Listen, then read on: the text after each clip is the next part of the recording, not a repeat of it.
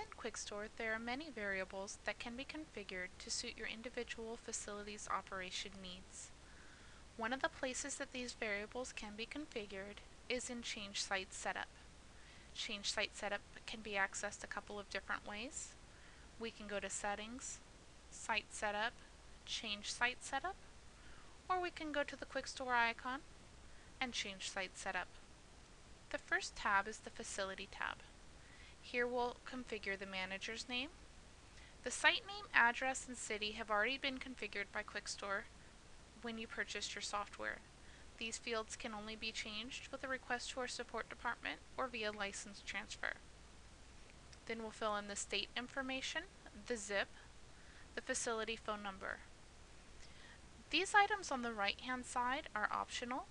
Includes any state sales tax, state rent tax, non-sufficient funds or NSF charge, and any setup your facility might charge. In addition, a site abbreviation can be used. This will be used for things like naming your backup. Insurance setup can be configured at the time that you add insurance and will be covered in a separate video. In addition, we can fill in our banking account information.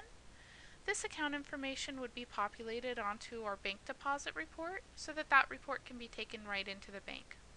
I'll go ahead and do that now by filling in my account number, bank name, bank address, city, state, and zip. The next tab is the Printing tab. This tab configures when and how many of different items are going to print. The default number to print I can set for receipts, deposit slips, rent raise letters, NSF letters, transfer receipts, lease addendums, vacating tenant reports, and vacating tenant receipts. So for example, if I want 2 vacating tenant reports, 2 vacating tenant receipts, and I want 2 transfer receipts to print, I can adjust those accordingly. I can also set, for example, the number of regular receipts to be to 1. The number of days before paid to date to print bills. What this does is it calculates which day the bill should print based on the tenant's paid to date. So for example, if the tenant was paid to the 15th and we had this set to 10, the tenant's bill would print on the 5th. We can choose whether or not to send bills to delinquent tenants. If a tenant was delinquent, they would not receive a bill if this button was checked.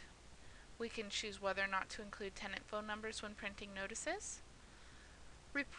Reports and notices only, preview before printing, is a button I always recommend that's selected.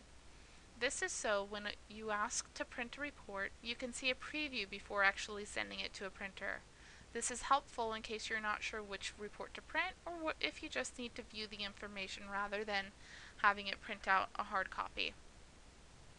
Print bills during overnight processing should be checked if you want the bills to print automatically.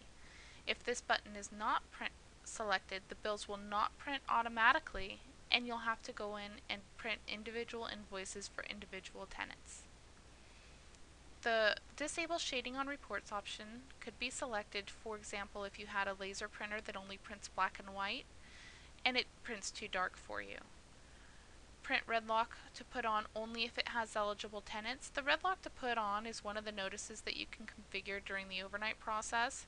It will print if it does, even if there are no tenants to put a red lock on, unless you select this button. Print last auction details on the daily report. Print auto billing receipts during overnight processing. This button is used if you have tenants on auto billing, which occurs during overnights, whether or not you want a receipt to print for them, and then for button 11, whether or not you want to email a receipt for those tenants whose payments are processed during overnights. Show only the last 4 digits of credit card number on reports. This is selected by default, and for the customers with PCI compliance, it's not an issue either way. If you have a PCI compliant version of QuikStor Express, there is no way to print the full credit card number, and so this option wouldn't pertain to you. Force manager notes form after move-in. What this would do is when a manager does a move-in, it would force them to add notes about the tenant right after the move-in. You can also configure which reports to print during your overnights. These are reports that would be printed every night during your overnight processing and be waiting on your printer for you when you came in the morning.